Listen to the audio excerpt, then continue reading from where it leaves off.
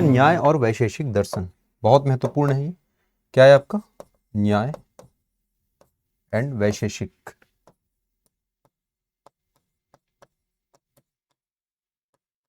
ठीक है, ये बहुत इंपॉर्टेंट है।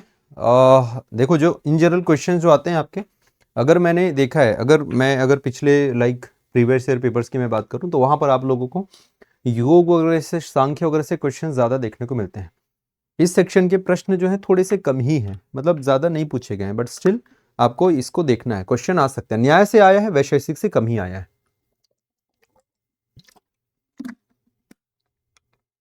न्याय से आपको पूछा है, वैशेषिक से कम ही जो है क्वेश्चंस आपको देखने को मिलेंगे। ठीक है, चलिए तो शुरुआत करते हैं। सबसे पहले हम लोग न्याय दर्शन की बात करते हैं।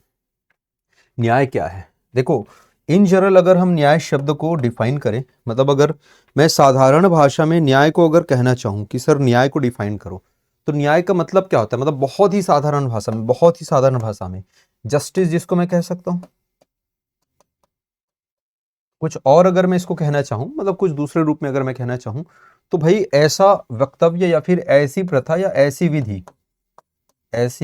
विधि जिसके थ्रू आपका काम जो हो रहा है वो जस्टिफाई हो, मतलब कुछ गलत ना हो, कुछ गलत ना होना, मतलब गलत ना होना ही क्या है? गलत ना होना ही न्याय है। अगर गलत हो गया मतलब क्या हो जाएगा? वो अन्याय हो जाएगा। मतलब इन जनरल की मैं बात करूं ना, दार्शनिक रूप में हम बाद में आएंगे, मैं इन जनरल की मैं बात करता हूं। मतलब जैसे मैंने आस्तिक का बताया ना, इन जनरल का आस्तिक का मतलब होता है जो भगवान को मानता है, लेकिन वेदों के केस में थोड़ा सा दूसरा है। वेदों के केस में क्या है? आस्तिक का मतलब वो है जो वैदिक परंपरा को मानता हो, या वैदिक कर्म कांडों को, या वेदों को मानता हो, उनकी व्याख्याओं को मानता हो, वो आस्तिक होता है। वैदिक परंपरा या दर्शन में इन जनरल अलग होता है। तो ठीक उसी प्रकार से अगर यहां पर हम बात करते हैं, तो यहां पर न्याय का मतलब इसमें न्याय का मतलब होता है सही ज्ञान। सही ज्ञान है तो ही वो न्याय है, अगर नहीं है तो अन्याय है, ऐसा आप समझ सकते हो। मतलब इन लोगों ने वैसा नहीं कहा है, इनके दर्शन को आधार मान के जो व्याख्या करी गई है, उन लोग तो कुछ और बताएंगे, बट उसके दर्शन को आधार मान के जो हमने व्याख्या करी, जो हमने एक निष्कर्ष निकाला, हमने जो कंक्लूजन निकाला, वो हम इसी कंक्लूजन पर आते हैं कि इसका मतलब होता है गलत ना होना। ये एक साधारण भाषा है, यानी कि साधारण अर्थों में, इन सिंपल। और अगर हम दूसरे अर्थों की हम बात करें तो दूसरे अर्थों में क्या मिलेगा? कि गलत ज्ञान का ना होना, यानी कि गलत ज्ञान ना होना। तो गलत ज्ञान का ना होना ही क्या है? अब गलत ज्ञान का ना होना का मतलब क्या है? सही ज्ञान प्राप्त करना। तो याद रखना, न्याय दर्शन का उद्देश्य ही सही ज्ञान के माध्यम से, सही ज्ञान यानी कि राइट आपका क्या होना चाहिए? वैलिड नॉलेज, या फिर आपका परफेक्ट नॉलेज होना चाहिए। तो अगर ये परफेक्ट नॉलेज है तो फिर इस केसेस में आप इसको क्या कहते हैं? तभी आप इसको न्याय दर्शन कहते हैं। प्रवर्तक बताने की जरूरत नहीं, गौतम ऋषि जो है ना, ऋषि गौतम जो है वो कौन है? इनके प्रवर्तक हैं। ऋषि गौतम जो है कौन है? इनके प्रवर्तक हैं। ठीक है, तो ये आपको बताने की आवश्यकता नहीं है, तो बहुत कॉमन ही चीज है। ठीक है, जैसे आपने देखा योग सूत्र था, तो वैसे इनका क्या है? न्याय सूत्र है। जैसे उन लोगों का योग सूत्र था, तो इनके लिए क्या है? आपका न्याय सूत्र है। ठीक है, तो ये बहुत ही कॉमन चीज। ठीक, चले आगे चलते हैं। नेक्स्ट है, यहाँ पे सबसे ज्यादा जो आपको पूछा जाता है वो पूछा जाता है प्रमा और अप्रमा। This is very important. क्या? प्रमा और अप्रमा, ये दोनों क्या चीजें हैं? इसको ध्यान से समझना। देखिए आप प्रमाण पढ़ेंगे या पढ़ा हुआ है, इसमें भी हम 4 प्रमाण के बारे में बात करते हैं, लेकिन इनके अकॉर्डिंग प्रमा और अप्रमा क्या है इसको थोड़ा सा समझते हैं। प्रमा का मतलब होता है वो ज्ञान जो बिल्कुल सही है, वैलिड है। याद रखना, ऐसा ज्ञान जो क्या है? सही है। तो जो सही ज्ञान होता है उसको मैं क्या कहता हूं? उसको मैं प्रमा कहता हूं। सही है, ठीक है ना, वो प्रमा है। और जो गलत है उसको मैं क्या कहूंगा? अप्रमा कहूंगा। जो गलत है वो क्या कहलाएगा? वो अप्रमा कहलाएगा। ज्ञान तो दोनों हो सकते हैं ना जी, ज्ञान आपका दोनों हो सकता है। तो सही ज्ञान को हम क्या बोलते हैं? जो यथार्थ ज्ञान होगा उसको मैं क्या कहूंगा? यथार्थ। और जो सत्य है उसको मैं बोलता हूं प्रमा बोलता हूं। मतलब ट्रू एंड वैलिड, जो आपका सही भी है और यथार्थ है, अर्थात शाश्वत है, सत्य है। सही में भी 2 प्रकार का सही हो सकता है। जैसे उदाहरण के तौर पे, मैंने किसी को गाली दिया। अब मैं जो गाली देने की जो प्रक्रिया है वो सही है, मतलब दे रहा हूं ये सही है, लेकिन किसी को गाली देना सही नहीं है। समझ रहे हो मैं जो बोलना चाह रहा हूं? देखो शब्दों का फेर है। जैसे हम बोलते नहीं किसी को, भाई तूने गलत किया है, तूने सही नहीं किया, तूने सही नहीं किया, ऐसा बोलते हैं ना किसी को। जैसे मान लो किसी का जो खाना खा रहा था, अब कोई सामने वाले से कि खाना खा रहा है, ठीक है, मान लो यहाँ पे कोई खाना खा रहा है, अब उसके खाने में मैं जाके पानी डाल दूं, तो मैं पानी डाल रहा हूं वो तो सही है, मतलब जो क्रिया जो दिख रहा है वो सही क्रिया है, गलत नहीं है, लेकिन ethically it is a wrong. मेरी बात समझ आ रही, मैं क्या बोलना चाह रहा हूं? ये कनेक्ट हो पा रहा है कि नहीं? हाँ या ना में जवाब दीजिएगा। सही नहीं किया मतलब वो मैंने अपनी आंखों से देखा, वो क्रिया सही दिखा मुझे, मतलब वो करता हुआ दिखा और वो सही है। अगर मैं किसी से पूछता हूं कि क्या इसने मेरे भोजन में पानी डाला कि नहीं डाला, तो मैं सिर्फ हाँ या ना में पूछूंगा। डाला तो बोले हाँ, नहीं डाला तो बोले ना, तो वहां पर सिर्फ हाँ और ना में सवाल आएगा।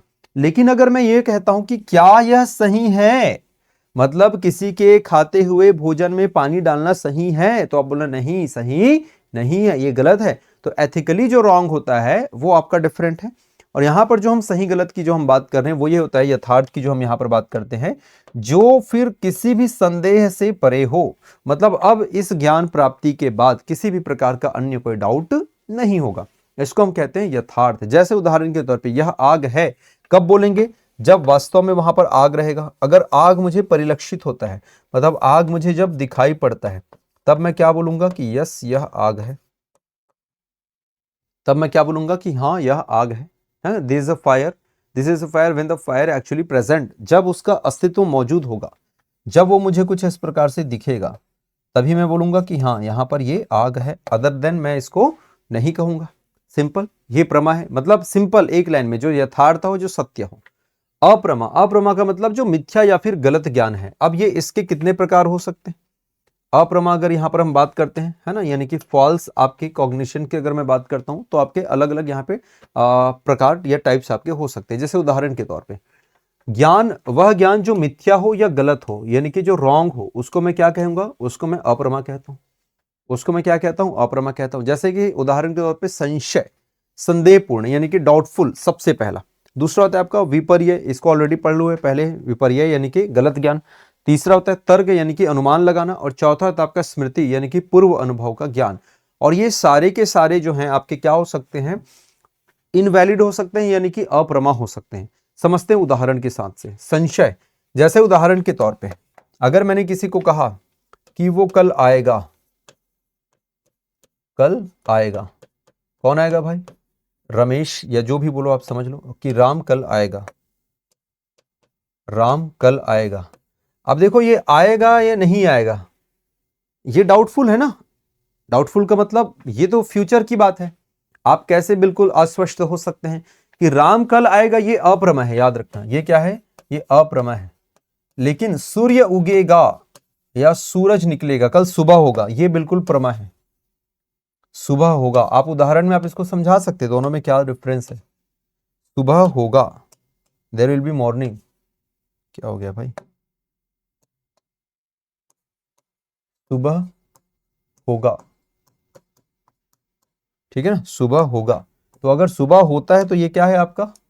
सुबह होने की जो घटना है, सुबह होगा, सुबह होने की जो घटना है वो क्या है? ये आपका प्रमा है, क्योंकि ये फिक्स है, सुबह होगा ही, कुछ भी कर लो, मतलब एकदम तय है। जैसे उदाहरण के तौर पे और क्या है? आज अगर मंडे है तो कल ट्यूसडे होगा, ये सब प्रमा है आपका, कल आपका ट्यूसडे होगा, ये होगा ही, ये बिल्कुल प्रमा है, जो एकदम यथार्थ है, जो कभी चेंज हो नहीं सकता।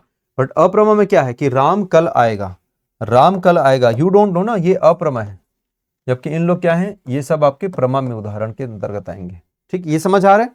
जो बिल्कुल शाश्वत है भाई, जो होगा ही होगा, इसमें कोई डाउट ही नहीं है।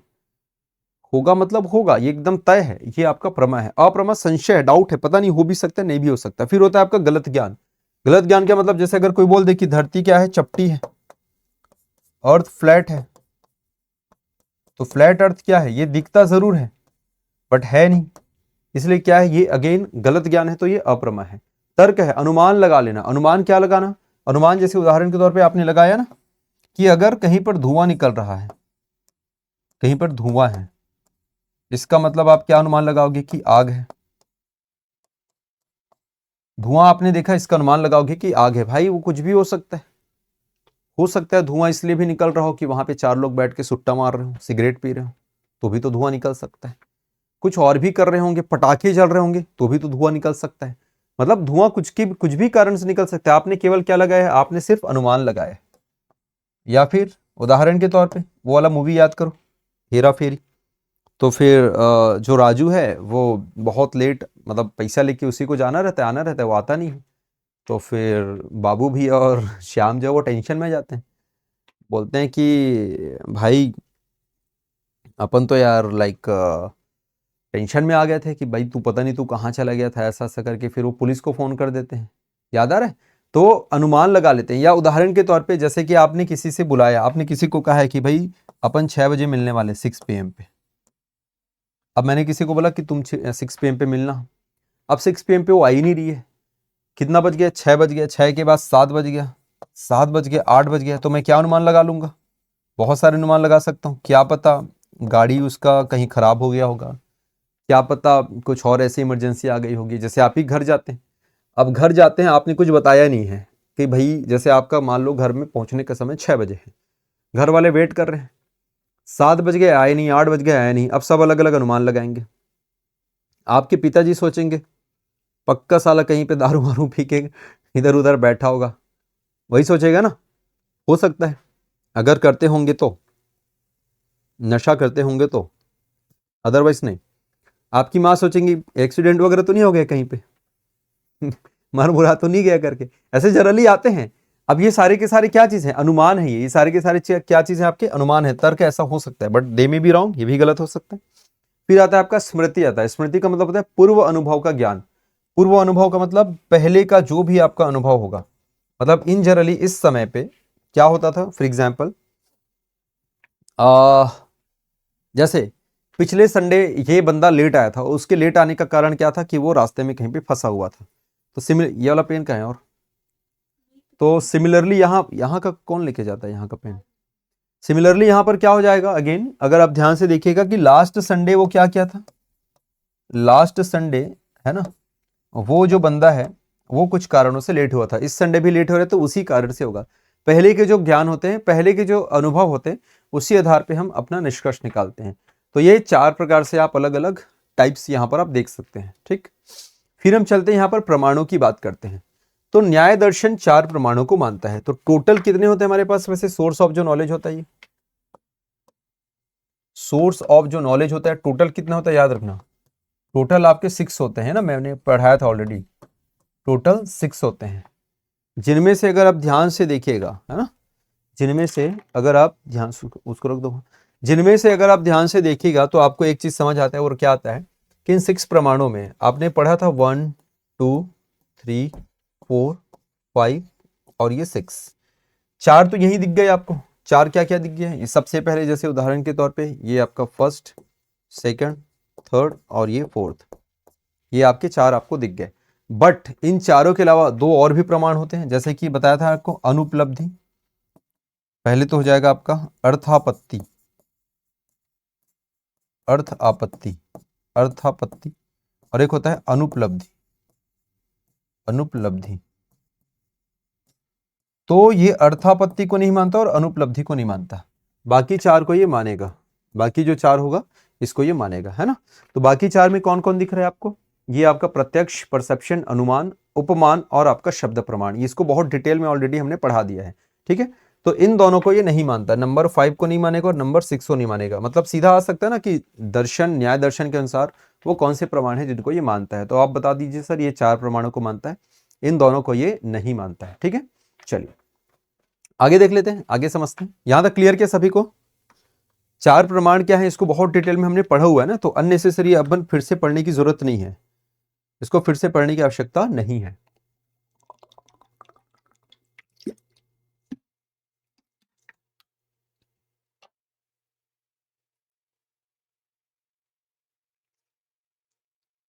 हो गया सभी का?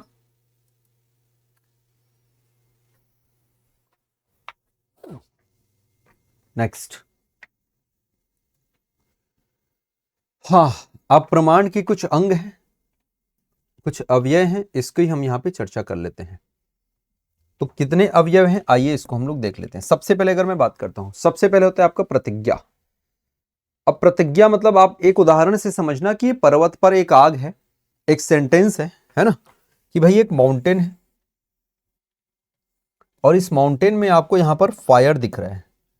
इस माउंटेन पर यहाँ पर आपको ये फायर कुछ इस प्रकार से यहाँ पर ये नजर आ रहा है, यहाँ पर आग जो है ये दिख रहा है, ये आपका विजिबल है। ये आग क्या है आपका? विजिबल है, याद रखना। ये आग जो है आपका विजिबल है।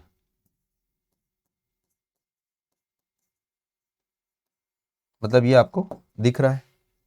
अब ये आग अगर विजिबल है, आग यदि आपको दिख रहा है, तो सर क्या क्या चांसेस हैं? सबसे पहले तो पर्वत पर आग है, यानी कि प्रोपोजिशंस अर्थात प्रतिज्ञा। तो ये बिल्कुल फिक्स है कि पर्वत पर आग आपने देख लिया है, ये देखा गया है scene, there is a fire on hill. दूसरा बोलता है कि कैसे पता चला, रीजन, ये पता कैसे चला? क्योंकि यहां पर आपको क्या नजर आया? धुआं नजर आया। क्या नजर आया? ये आपको स्मोक नजर आया, क्योंकि भाई यहां पर धुआं है। ये रीजन हो गया। क्यों? क्योंकि यहां पर क्या है आपके? धुआं है। ये कारण की मैं बात कर रहा हूं मैं। क्या बताया हमको? धुआं। अब उदाहरण के तौर पे, फॉर एग्जाम्पल, मतलब ये उदाहरण है ना, आपको ये समझ आ गया। अब ये उदाहरण वाले चलते हैं, तीसरा सेक्शन है। इसका ये मतलब है, मतलब पता कैसे चला? पता कैसे चला कि धुआं के कारण आग होता है? पता कैसे चला? हाउ? पता कैसे चला? तो आप इसको बताना, एग्जाम्पल को बताना। पता ऐसे चला सर कि जहां जहां आपका धुआं होता है ना, वहां वहां आपको आग नजर आता है, ये कंफर्म है। क्या बोला हमने? जहां जहां पर धुआं होगा वहां वहां पर आग होगा। जैसे जैसे धुआं होता है वैसे वैसे आग होता है, ये आपको पता है। जैसे उदाहरण के तौर पे रसोई, मतलब आप यहाँ पे आप बस कर रहे हो, बता रहे हो कि जैसे जहां पर भी आपको धुआं मिलेगा वहां आग होगा ही होगा। बिना धुआं, मतलब बिना आग के धुआं हो नहीं सकता। आप यहां पर कंक्लूजन देते हो क्या? कि सर बिना आग के, बिना आग के धुआं पॉसिबल नहीं है। बिना आग के धुआं पॉसिबल नहीं है, ये आप बताते हो। ठीक है, चलिए फिर हम चलते हैं। नेक्स्ट है उपनय। पर्वत में भी धुआं है। मतलब इन जनरली क्या होता है? इन जनरल, सामान्यतः क्या होता है?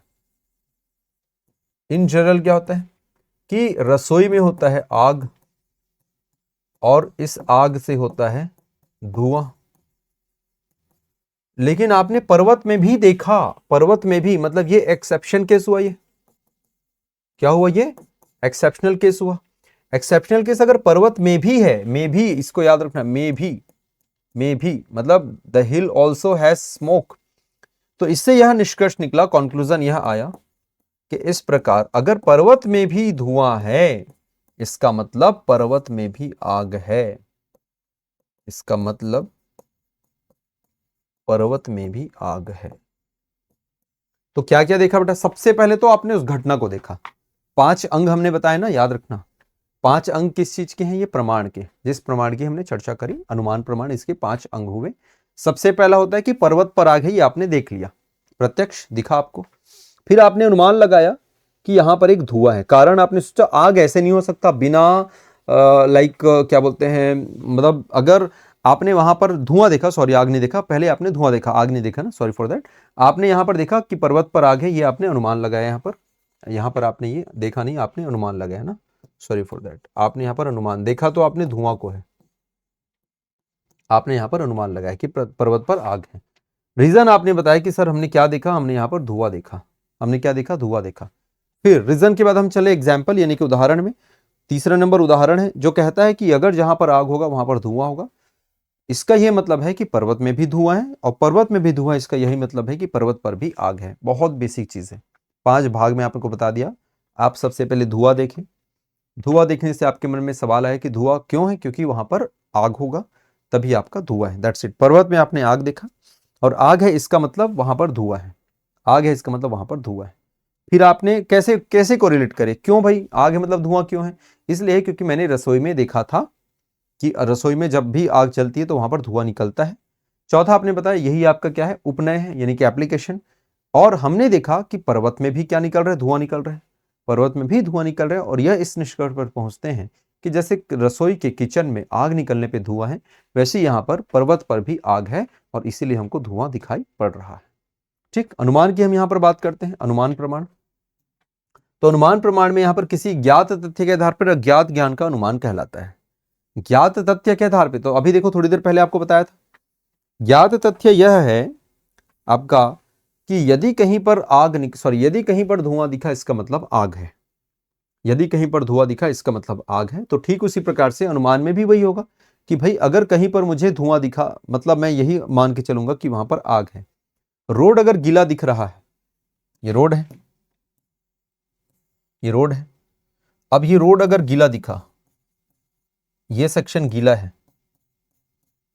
ये सेक्शन क्या है तुम्हारा, ये वेट है, और इधर वाला ड्राई है, ये वाला ड्राई है। इसका मतलब चांसेस क्या है, संभावनाएं क्या हो सकती हैं, संभावना कि यहां पर क्या हुआ हो, बारिश हुआ। संभावना किसकी है यहां पर, बारिश की है।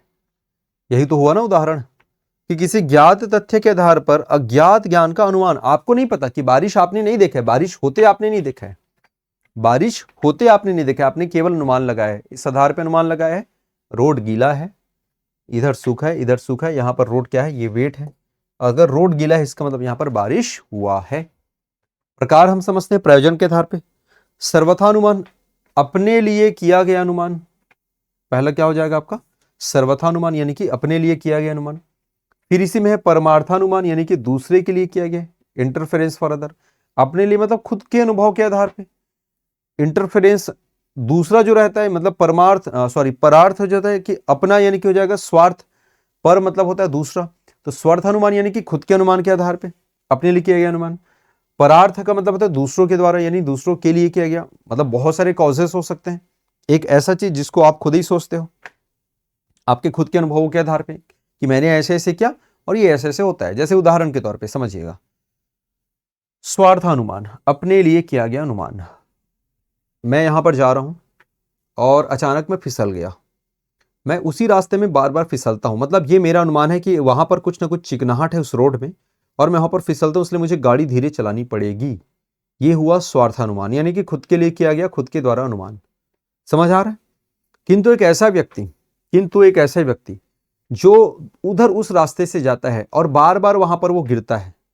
अब आप बोलोगे भाई ऐसा क्या है यार उस रास्ते में, ऐसा क्या है, तो या तो वो बताएगा या तो खुद ही आप अनुमान लगाओगे नहीं नहीं नहीं पक्का वहां पर कुछ होगा, इसीलिए बार बार उसके साथ वैसा कुछ होता है। कोई एग्जाम में बार बार अगर फेल हो रहा है तो आप क्या अनुमान लगाओगे कि वो ढंग से पढ़ाई नहीं करता होगा, इसलिए क्या हो रहा है, वो फेल हो रहा है। तो परार्थ यानी कि दूसरों के लिए, स्वार्थ यानी कि खुद के लिए। ठीक है, फिर चलते हम लोग हेतु के आधार पे। पहले किसके आधार पर देखा आपने देखा प्रायोजन के आधार पे। तो प्रायोजन के आधार पे आपने दो देख लिए थे, पहला क्या था आपका स्वार्थानुमान और सेकंड क्या था आपका परार्थानुमान। तो खुद के लिए का मतलब मैंने बता दिया, अगर खुद में किसी चीज में फेल हो रहा हूं तो मैं वहां पर अनुमान लगाऊंगा कि हाँ ये कुछ कारण हो सकता है। परार्थ का मतलब होता है कि दूसरे के कारण अगर मैं कुछ अनुमान लगा तो दूसरे के लिए अगर मैं अनुमान लगा तो उसको मैं परार्थ कहूंगा। हेतु के आधार पे मतलब on the basis of reason, on the basis of reason, कारण के आधार पे। तो कारण के आधार पे क्या हो सकता है, पूर्ववत कारण से परिणाम का ज्ञान, पूर्ववत कारण से परिणाम का ज्ञान। कारण का मतलब उदाहरण के तौर पे अगर दही जमा है तो पक्का दूध रहा होगा, तभी दही जमा है। समझ आ रहा है, मतलब एकदम फिक्स है। अगर मेरे पास कहीं से दही आया, मेरे पास कहीं से दही आया, मेरे पास कहीं से दही आया, इसका ये मतलब है सर कि पहले दूध रहा होगा, बिना दूध के तो दही संभव नहीं है। कारण से परिणाम। चलते हैं फिर शेषवत, परिणाम से कारण का ज्ञान। परिणाम से कारण का ज्ञान मतलब अगर कोई व्यक्ति फॉर एग्जांपल किसी परीक्षा में पास हुआ या किसी परीक्षा में वो अव्वल आता है, जो भी बोलो, पास होना, अव्वल होना, सिलेक्शन होना, इसका मतलब ये है कि उसने बहुत अच्छा परिश्रम या मेहनत किया है।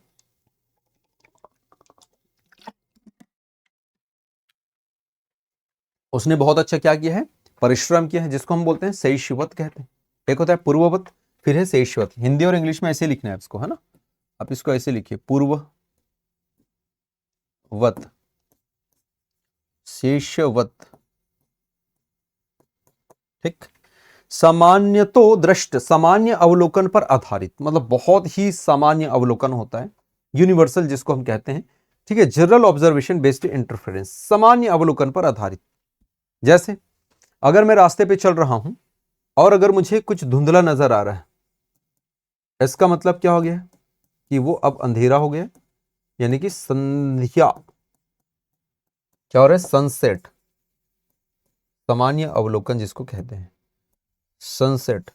अगर कोई व्यक्ति बार बार खांस रहा है या अगर किसी का बॉडी का टेम्परेचर अनइवन है, इसका मतलब उसको बुखार है। बहुत ही साधारण इसका क्या होता है, ये आपका ज्ञान होता है, सामान्य दृष्टि, है ना। अगर किसी का बॉडी गर्म है, इसका मतलब क्या है, वो उसको बुखार है। ये बहुत ही कॉमन चीज है, मतलब बहुत अधिक संभावना है कि बुखार ही है, बहुत कम संभावना है कि उसको कुछ और होगा। अगर किसी का बॉडी अनइवन, ज्यादा गर्म है, 100% तो नहीं, 99% संभावना है कि बुखार ही होगा। कोई व्यक्ति छींक रहा है, कफ है गले में, तो 100% नहीं, 99% संभावना है कि उसको सर्दी जुकाम एंड ऑल, उससे वो पीड़ित है, फ्लू उसको हुआ है। That's it. आगे चलते हैं, नेक्स्ट है अलौकिक प्रत्यक्ष, एक्स्ट्राऑर्डिनरी परसेप्शन। जो प्रत्यक्ष इंद्रियों के सामान्य संपर्क से नहीं होता वो अलौकिक कहलाता है, जिसको हम लोग एक्स्ट्रा टेरेस्ट्रियल के रूप में भी हम लोग जानते हैं।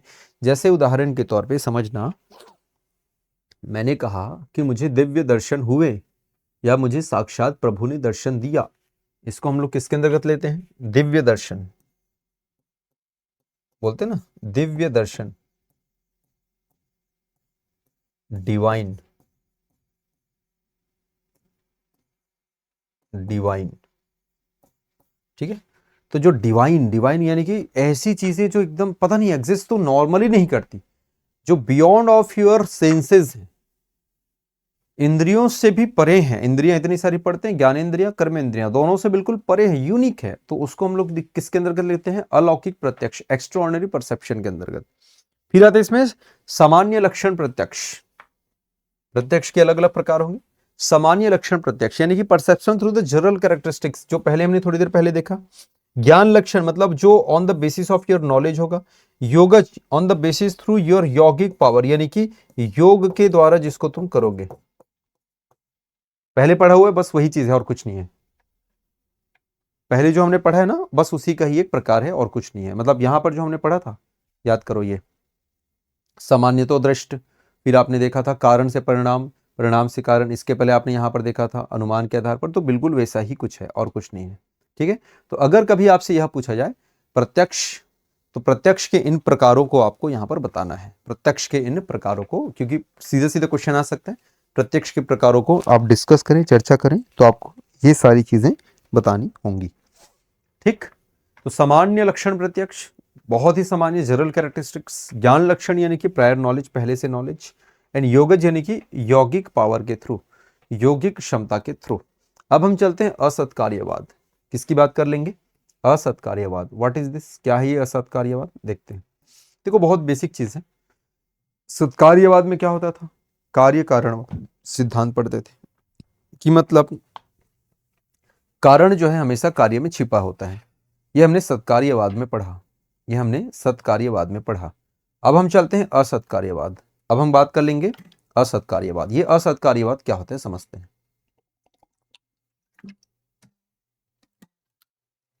सबसे पहले फर्स्ट ऑफ ऑल, सत्कार्यवाद कौन मानता है, सत्कार्यवाद कौन मानता है, सांख्य दर्शन मानता है, सांख्य दर्शन मानता है, पढ़ा था ना आपने। लेकिन असत्कार्यवाद कौन मानता है, ये न्याय दर्शन मानता है। सर क्या डिफरेंस है, कुछ है क्या अंतर, बोला हाँ जी सर बिल्कुल अंतर है। क्या डिफरेंसेस है, क्या अंतर है, आइए इसको थोड़ा सा देखते हैं, थोड़ा सा समझते हैं। फर्स्ट ऑफ ऑल, सत्कार्यवाद की अवधारणा की अगर यहां पर हम बात करते हैं, सत्कार्यवाद की अवधारणा की बात करते हैं, तो एक एग्जाम्पल लेते हैं मिट्टी और घड़े का। तो मैंने उस दिन भी बताया था कि ये सॉइल है, ये क्या है, सॉइल है। अब आप ध्यान से समझना भाई, ये सॉइल है पूरा, और ये आपका क्या है, ये आपका घड़ा है। मतलब जितना भी घड़ा है वो मिट्टी से बना है, जितना भी घड़ा है वो मिट्टी से बना है। लेकिन सभी के सभी सॉइल तो घड़े नहीं हो सकते। मतलब ये आपका संभव है, ये पॉसिबल है। क्या ऐसा पॉसिबल है क्या कि अगर मैं यूं कहूं कि ये सॉइल हो गया, या यूं कहें कि यही सॉइल है और यही घड़ा है, तो सॉइल इज इक्वल टू घड़ा या पॉट, ये पॉसिबल है क्या, नहीं हो सकता। सॉइल और घड़े एक दूसरे को ओवरलैप नहीं कर सकते। मतलब जो भी घड़ा होगा वो मिट्टी से बना होगा, ये तय है। लेकिन हर मिट्टी से घड़ा नहीं बना है, तो इस मिट्टी की अपनी भी तो कुछ स्वतंत्र है ना। ये मिट्टी, ये वाला सेक्शन क्या है, स्वतंत्र है, इंडिपेंडेंट है। तो यही कहता है घड़ा मिट्टी में पहले से मौजूद नहीं था। घड़ा जो है वो मिट्टी में पहले से मौजूद नहीं था, क्योंकि जिस मिट्टी की आप बात करते हो वो उस मिट्टी से बहुत सारी चीजें, अन्य चीजें बनाई जा सकती हैं। जब घड़ा बना तभी आपने उसको घड़े का नाम दिया, अदर देन वो कुछ नहीं है। जैसे उदाहरण के तौर पे ये पंच महाभूत की मैं बात करता हूं। मैं किसकी बात करता हूं, मैं पंच महाभूत। तो पंच महाभूत में क्या क्या पढ़ते हैं हम लोग, भ, ग, व, आ, न। किसकी बात करूं मैं, भगवान की बात करूं। तो इसमें हम लोग पढ़ते हैं भूमि, गगन, वायु, आग और ये नीर। तो अगर मैं यूं कहूं कि भैया ये भूमि, गगन, वायु, आग, नीर, ये सभी क्या हैं, ये मनुष्य हैं, तो ऐसा सुनने में अच्छा लगेगा क्या, नहीं। ये कब संभव होगा, व्हेन इट इज पॉसिबल। ये संभव कब होगा, ये तभी संभव होगा, समझना, ये तभी संभव होगा, है ना, जब आप इसके, ध्यान से समझिएगा, ये तभी संभव होगा जब आप इसके पूरे पार्ट्स को मिला दोगे। मतलब ये पूरा का पूरा जब कंबाइंड हो जाएगा, ये पूरा का पूरा जब क्या हो जाएगा, कंबाइंड हो जाएगा, तब जाके आप कहेंगे कि हाँ भैया अब हमारा शरीर बना। तो ठीक उसी प्रकार से यहां पर हमने देखा स्वतंत्र सत्ता है सॉइल, घड़ा डिफरेंट है। जब घड़ा बना तब घड़ा हुआ, घड़ा बनने से पहले उसका कोई अस्तित्व नहीं है। यही कहना चाह रहा है कि ये जो आपका सिद्धांत होता है असत्कार्यवाद, घड़ा मिट्टी में पहले से मौजूद नहीं था, मतलब the pot did not exist clay earlier. Clay एक अलग सत्ता है, घड़ा अलग है। क्ले से बनकर उसको पकाकर और भी अन्य प्रोसेस होने के बाद ही घड़ा बना है। तो सत्कार्यवाद का बिल्कुल विपरीत होता है असत्कार्यवाद। ठीक है, आप उदाहरण को आप लिखते चलिएगा, ऐसे लिखना है अपने साथ साथ। फिर हम चलते हैं, ये न्याय दर्शन के बाद है वैशेषिक दर्शन। इनसे प्रश्न थोड़े कम आपको पूछे गए हैं, फिर भी आप देख लीजिए अगर कभी आपसे यहां से प्रश्न पूछा जाए। तो जैसे न्याय के प्रवर्तक कौन थे, गौतम थे, वैसी वैशेषिक के प्रवर्तक कौन है आपके, कणाद हैं। कौन है, कणाद, याद रखना। और ये कणाद की अगर मैं बात करता हूं तो ये जो कणाद है ये कण से बना हुआ है बेटा, याद रखना। कण मतलब पार्टिकल, किसकी बात हो रही है, ये पार्टिकल्स की बात हो रही है। और ये पार्टिकल में सबसे सूक्ष्म तत्व क्या होता है, फिर परमाणु होता है, मतलब एटम्स। और इसीलिए इन्हें परमाणुवाद का जनक भी कहा जाता है, परमाणुवाद। तो प्रश्न डायरेक्टली कई बार पूछा जाता है, परमाणुवाद को भी हम देखेंगे आगे। तो ये यहीं से बना है। कण मतलब पार्टिकल, पार्टिकल जो होता है सबसे स्मॉल, जो सबसे सूक्ष्म पार्टिकल है, सबसे सूक्ष्म है, सबसे माइक्रो जो है वो क्या है आपका, एटम्स की वो बात करता है, परमाणुओं की बात करता है। तो मुख्य ग्रंथ क्या है इनका, वैशेषिक सूत्र है, यही इनका क्या है, मुख्य इनका ग्रंथ आपको देखने को मिलेगा। ठीक है, तो वैशेषिक जो सूत्र है दिस इज इंपॉर्टेंट। चलिए आगे बढ़ते हैं, नेक्स्ट है जैसे कि न्याय जो दर्शन होता है वो सोर्सेस के आधार पे, नॉलेज के आधार पे ज्ञान की बात करता है, जबकि वैशेषिक जो रहता है ये पदार्थ के यथार्थ के द्वारा ज्ञान की बात करता है। यानी कि on the basis of matter, हम मैटर के आधार पे कैसे ज्ञान को प्राप्त कर सकते हैं। ठीक है, हम जो है मैटर के आधार पे कैसे ज्ञान को प्राप्त कर सकते हैं, इनकी विशेषता क्या है। यह एक यथार्थवादी, जैसे याद करो सांख्य और योग में दोनों की अगर मैं चर्चा करूं तो सांख्य और योग का कॉम्बिनेशन बनता है और न्याय और वैशेषिक का कॉम्बिनेशन बनता है। किसका किसका, सांख्य का और योग का, और वैसी न्याय और वैशेषिक का। तो जैसे सांख्य दर्शन जो है वो आपका व्यवहारिक नहीं है, व्यवहारिक जो था वो योग दर्शन था। सांख्य दर्शन जो था वो कैसा दर्शन था, वो आपका एक सैद्धांतिक था, सिद्धांत पर आधारित था, थ्योरेटिकल था वो। जबकि प्रैक्टिकल जो व्यवहारिक था वो योग दर्शन था। वैसी न्याय दर्शन जो है वो सैद्धांतिक है, जबकि वैशेषिक दर्शन जो है वो यथार्थ है, अर्थात ये रियलिस्टिक है। यथार्थ का मतलब क्या होता है, व्यवहारिक, याद रखना है ना। ये कैसा है, ये व्यवहारिक है, ये व्यवहारिक, रियलिस्टिक। और परमाणुवादी यानी कि यह एक एटॉमिक, परमाणु से, कणों से संबंधित है, इसलिए इसको हमने परमाणुवादी दर्शन कहा है। ठीक है। यह जगत को अनेक स्वतंत्र वस्तुओं के रूप में स्वीकार करता है, मतलब कहता है कि ठीक है, हमारा संसार different different particles, molecules, atoms या अलग अलग वस्तुओं से मिलकर बना हुआ है। मतलब मानते तो सभी हैं, बट इनकी व्याख्या थोड़ी सी अलग है, दूसरे से थोड़ी क्या है, डिफरेंट है। ये रियल की यहाँ पर बात करता है। क्या रियल है, आइए समझते हैं। ये वास्तविक श्रेणियों की यहाँ पर बात करता है, यानी कि पदार्थ की अलग अलग क्या करी गई है, अवधारणाएं यहाँ पर दी गई हैं। पदार्थ की अलग अलग यहाँ पर अवधारणाएं दी गई हैं। पहले आपका 6 कहा गया था, बाद में 7 अलग अलग पदार्थ के बारे में बताया गया है। जैसे तत्वों की मैं बात करता हूँ, तो सांख्य दर्शन में भी तत्वों की यहाँ पर चर्चा करी गई है, 25 तत्वों के बारे में बात करी गई है। तो कणाद ने भी आपके 25 तो नहीं, लेकिन 7 तत्वों की बात इन्होंने करी है।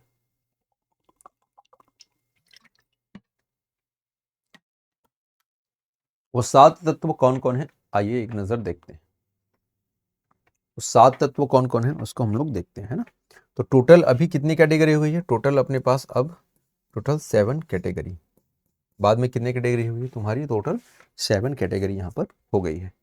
ठीक है, चलिए लेट्स सी। पहले हम देखते हैं, द्रव्य की बात करते हैं।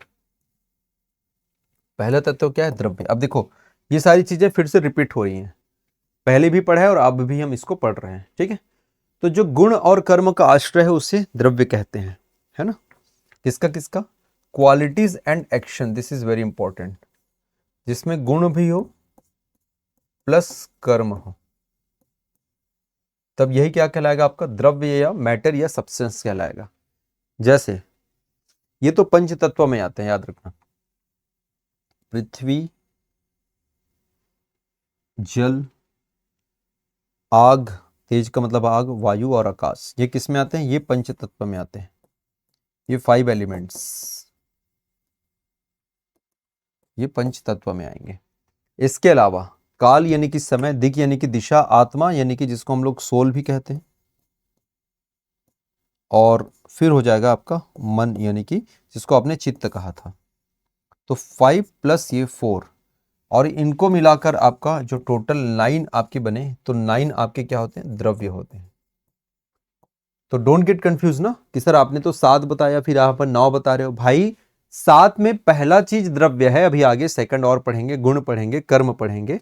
ठीक है, यहाँ पर गुण और कर्म का, जहां पर दोनों का कॉम्बिनेशन हो, गुण और कर्म का आश्रय हो जिसे, उसे हम द्रव्य कहते हैं। गुण और कर्म नहीं है, उसका आश्रय है। ठीक है ना, यानी दोनों का यहाँ पर सबस्ट्रेटम है, जिसको हम लोग यहाँ पर द्रव्य के रूप में यानी कि सब्सटेंस के रूप में जानते हैं। तो द्रव्य के 9 प्रकारों की चर्चा करी, जिसमें से 5 प्रकार ऑलरेडी आपने पढ़ा।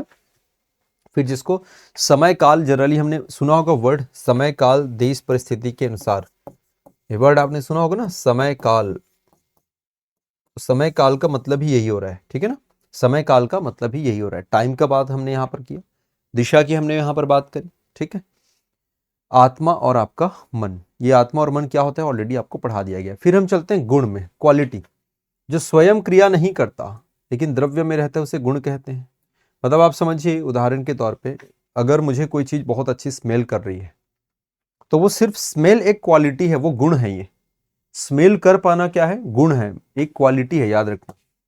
स्मेल, गंध, किसी चीज को गंध कर पाना, किसी चीज को टेस्ट कर पाना, किसी चीज को स्पर्श कर पाना, ये सब उनके गुण होते हैं। ऑब्वियस सी बात है, जैसे आप लोग पढ़ते हैं ना, हिंदी वगैरह में भी आप लोग पढ़ते होंगे, क्रिया पढ़ते हैं, क्रिया विशेषण पढ़ते हैं जो उसकी विशेषता बताए एंड ऑल। वैसा जैसे कपड़े का रंग काला है, तो काला जो है वो कोई लाइक मैटर नहीं है, काला कोई द्रव्य नहीं है, काला क्या है, विशेषता बता रहा है।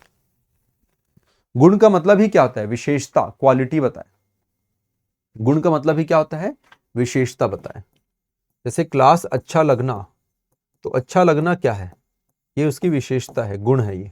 ठीक है, फिर चलते हैं कर्म की हम बात करते हैं। तो द्रव्य में होने वाली गति या क्रिया को हम क्या बोलते हैं, कर्म कहते हैं। कोई भी जैसे चलना, उठना, गिरना, ऑब्वियस सी बात है, कर्म तो बताने की जरूरत नहीं, क्रिया ही क्या है, कर्म है। क्रिया को ही हमने क्या कहा है, कर्म कहा है, दैट्स इट, और ऐसा कुछ नहीं है यहाँ पर। ठीक है, क्रिया को ही हमने क्या कहा है, कर्म कहा है, बेसिक और आसान सी भाषा में। चलना, उठना, गिरना, पढ़ना, सोना, ठीक है, एंड ऑल। फिर चलते हैं सामान्य, यानी कि एक जनरलिटी की मैं बात करता हूं। तो मनुष्यत्व यानी कि जिसको हम लोग बात कर सकते हैं ह्यूमैनिटी। अब जैसे आपने कई बार देखा होगा कि गुण से अलग है ये चीज, मानवता। किसको कहूंगा? मानवता। अगर एक कुत्ता है, समझना, अगर इस कुत्ते को हमने उदाहरण के तौर पे दो घटनाओं का यहां का जिक्र करता हूं। एक बार है जब मैं कुत्ते को मारता हूं और एक बार है जब मैं कुत्ते को बचाता हूं। ठीक है क्या? या चलिए एक और एग्जांपल लेके चलते हैं, सांप से लेके चलते हैं, क्योंकि कुत्ते में थोड़ा सा ये हो सकता है। हम सांप की बात करते हैं। भैया एक सांप है, स्नेक है ये। अब एक केस है जहां पर मैं सांप को क्या कर रहा हूं? मार रहा हूं मैं, और एक है जहां पर सांप को मैं बचा रहा हूं मैं।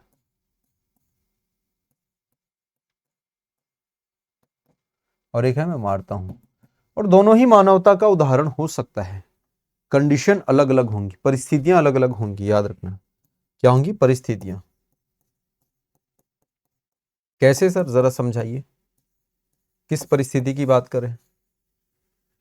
सांप को जब आपने मारा, समझना, सांप को जब आपने मारा, कब मारा? जब एक छोटे बच्चे पे वो अटैक कर रहा था।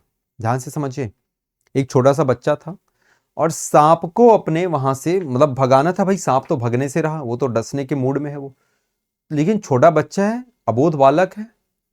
और बालक की मतलब जिंदगी ठीक है, सांप की भी जिंदगी, बट बालक की जिंदगी अधिक महत्वपूर्ण होती है, ऐसा हम मानते हैं। तो बालक को यदि बचाना है तो सांप को आपको मारना पड़ेगा। तो सांप को आपने क्या कर दिया? खत्म कर दिया, किल किया। दूसरा, सांप जंगल पे है, उस किसी ने उसको पकड़ लिया, पकड़ के उसके साथ मस्ती कर रहे हैं, उसको पकड़ के, है ना, उसको लाइक सपेरे लोग पकड़ लिए, फिर उसको पिंजरे में बंद करेंगे और कुछ करेंगे, ठीक है, डब्बे उब्बे में रखेंगे। बट आप फिर चलते हैं और कहते नहीं यार सांप तुम्हारा क्या बिगाड़ रहा है, क्यों कर रहे हो तुम उसको? तो फिर सांप को क्या करोगे? आप बचा लोगे। सांप को क्या करोगे? आप बचा लोगे। तो ऐसे ये दोनों ही ह्यूमैनिटी का केस है। अब कहीं पर दया भाव है और कहीं पर दया भाव, दोनों जगह है, लेकिन दोनों के अपने अलग अलग गुण हैं। एक में आप मार रहे हो, एक में आप बचा रहे हो। सो याद रखना कि ह्यूमैनिटी आपको दोनों ही केस में मिलेंगी। ठीक है, अनेक वस्तु में समान रूप से पाया जाए। तो ये दोनों अलग अलग कंडीशन है और दोनों में सेम चीज आपको मिल रहा है। जो एक वस्तु को दूसरे से अलग करे, इसको बोलते हैं विशेष, पर्टिकुलैरिटी, या विशेष रूप से परमाणुओं में लागू होता है। ऑब्वियस ही बात है, एटम्स आप देखना सबके अलग अलग रहते हैं। चांदी के अलग होंगे, गोल्ड के अलग होंगे, मतलब इन जनरल उदाहरण के तौर पर बता रहा हूं। तो विशेष में क्या होता है? जो एक वस्तु से दूसरी वस्तु को अलग करता है। भोजन हम कर ही रहे हैं, भोजन हम कर ही रहे हैं, लेकिन कुछ के लिए भोजन कुछ और होता है, कुछ के लिए भोजन कुछ और होता है, बट है तो भोजन। भोजन किसी के लिए शाकाहारी हो सकता है, किसी के लिए मांसाहारी हो सकता है, किसी के लिए मांसाहारी हो सकता है। भोजन किसी के लिए वही भोजन हो सकता है, किसी के लिए वही जहर हो सकता है। मतलब अगर आपको कहूं कि आप सांप को खाओ, आप सांप नहीं खा सकते। सांप को कैसे खाओगे भाई? उसका जहर तो आपके बॉडी में चला जाएगा। लेकिन मोर को कहो, मोर को सांप खाने, मोर को सांप खाता है, वो सांप खाता है ना। बाज को बोलिए सांप खाता है। तो ठीक उसी प्रकार से ये एक दूसरे से अलग जो होता है, विशेष, उसको एक दूसरे से अलग, जिसको हम पर्टिकुलैरिटी कहते हैं। फिर हम देखेंगे समवाय। दो वस्तुओं के बीच अविभाज्य संबंध को समवाय कहा गया है। जैसे वस्त्र और धागा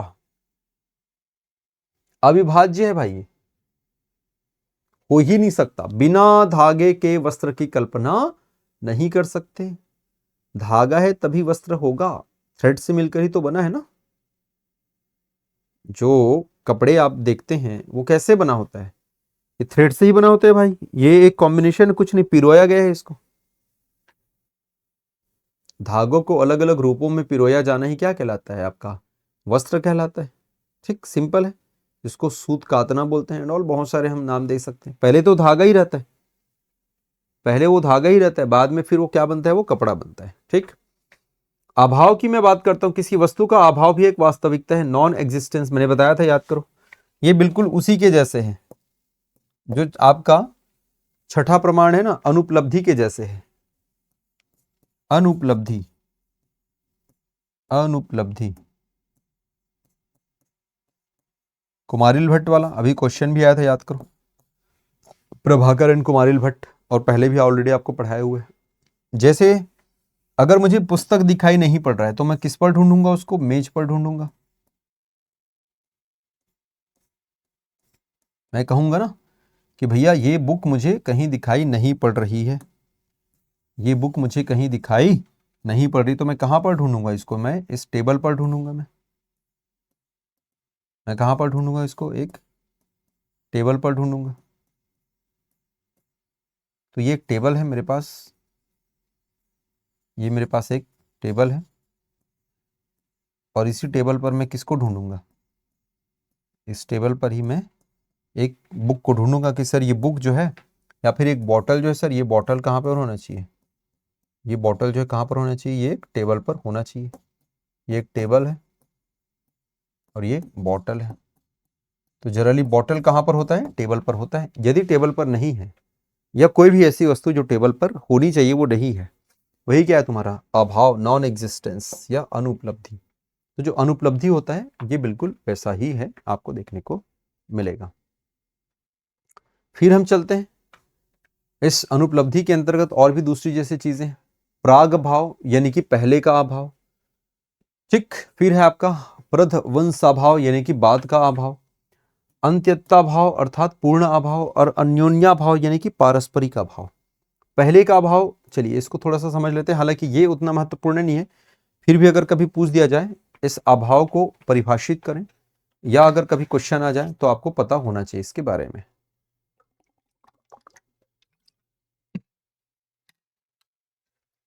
तो आइए देखते हैं, वन बाय वन इसको कवर करते हैं। सबसे पहले फर्स्ट ऑफ ऑल प्राग भाव, पहले का अभाव।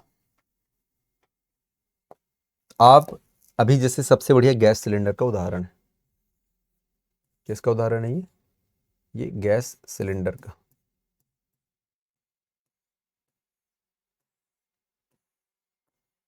है ना, ये एलपीजी जो है, आप समझना इसको,